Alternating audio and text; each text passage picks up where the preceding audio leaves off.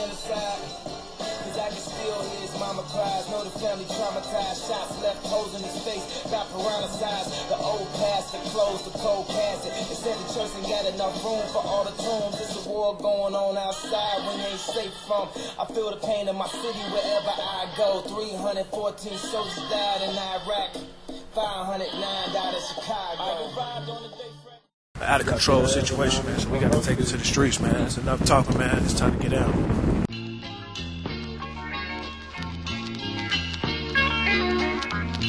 In the 90s, we came together because a young brother had got killed at Cabrini Green. Larry Hoover and all the other brothers from different organizations realized it was time for us to do something to stop the violence. Gonna help them get up. We're gonna bring them to justice. We ain't gonna leave them land nowhere. It's important that they go to court for what they did. It was about peace down the State Street corner, and it was buildings known as Robert Taylor today. Step up. You know, this is our community. These are our children, and we must do something. We must step up. We can't just sit on the sideline and say that's sad, or we need to pray. We need to do more than pray. We need to act. We need to get these kids in more mentorship programs, after-school programs, theater. You know. Get these kids active. Get these kids thinking about their future. Children don't think about.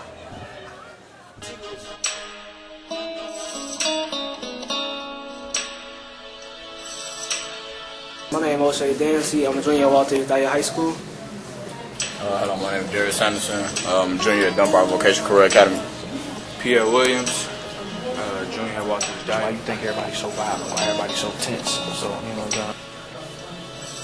Really, I don't know why it's like so much violence going on, but I know like music kind of just.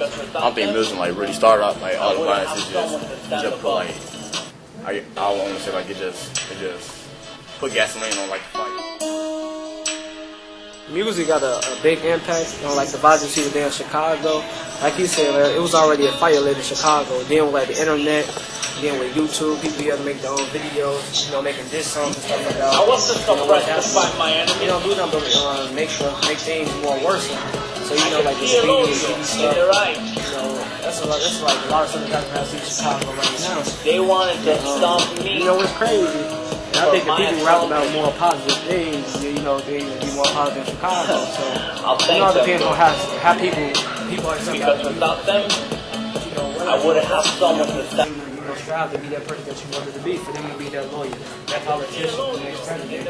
You got to put the resources in the community. Well, he might want to do that. They not putting no resources out here for him. You hearing it? He's saying it right here. Like, man, they want to do this, they want to do that. But when it's time to break bread with them, now everybody looking around. They got the Stevie Wonder eyes. You feel me? Right. And I can just say, just for like the young girl that just got killed the other day. And they say that she was under the thing trying to escape from the rain. You know, if it was facilities and stuff like that in the community for young people to go through during times like that, this would have never happened. When you hear resource stuff in the community, she would have came to here until it started raining or called them other stuff like that. And you just got to invest in the community. It's not disinvest in it. And just to piggyback on him about the resources, not trying to justify the shooter, but also once upon a time, and whoever shot her.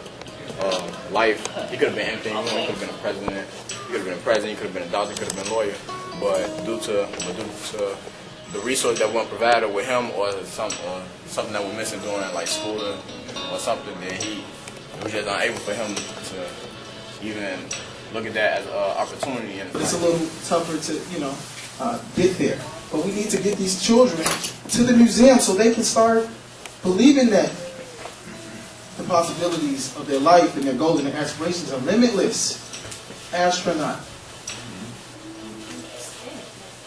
architect, president. Right now on my refrigerator is a colored picture, marker of President Barack Obama that my 6-year-old painted. And it's amazing to me to look at that little brown face and say, wow, my children grow up with the African American president. It's amazing. Limitless. Possibilities are limitless. We have to believe again. We have to stay fired up and stir it up. At this time, I would like to bring a reality check to to our current situation and have my brother, Mr. Dave Peterson, to come up and read some crime statistics from just the last 7 days. Mr. David Peterson, can you give him a round of applause as he comes?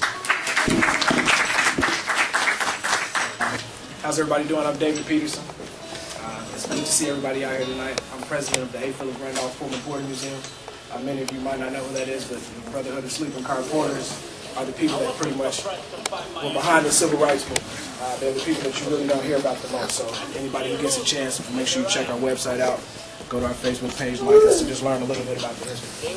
But most importantly, right now, what we're here to talk about are these alarming rates that I'm looking at. I mean, it says like, this is in the last 7 days. There are 9 murders, 33 criminal sexual assaults, 290 robberies, 124 aggravated batteries, 371 burglaries, 229 felony thefts, and 358 motor vehicle thefts. Like, that's amazing. Like, at what point, you know what I mean, do we say, okay, you know what, let me have more of a respect for life, a respect for, you know, just people's belongings out here. And this is the norm. And what I'm here to say to you all before I get out of here, what you see on these news stations is real. You know what I mean? Across the country, locally, everybody's here. I know we're all looking for things to do, and all I ask is that you guys keep your ears and eyes open for an initiative that the Angela Randolph Pullman Porter Museum has going on. It's called Museum 44, and that's our shot at it. You know what I mean? Everybody has an opportunity to take their shot, and ours is that. What we're going to do is bring hip hop and history together, and kind of teach our kids through their tongue. You know, we're going to meet them where they are, find out exactly what's wrong with them through their words, and, you know, try to assess the problem like that. You know, we want to serve as the psychologist's couch, if you will. We want to let them sit on the couch, express themselves, tell us exactly what's wrong with them, and then assess exactly what the problem is, and get to it that way, in that order. All right, everybody have a blessed evening. At this time, I would like to have a moment of silence out of respect for the Pendleton family. Hadiya.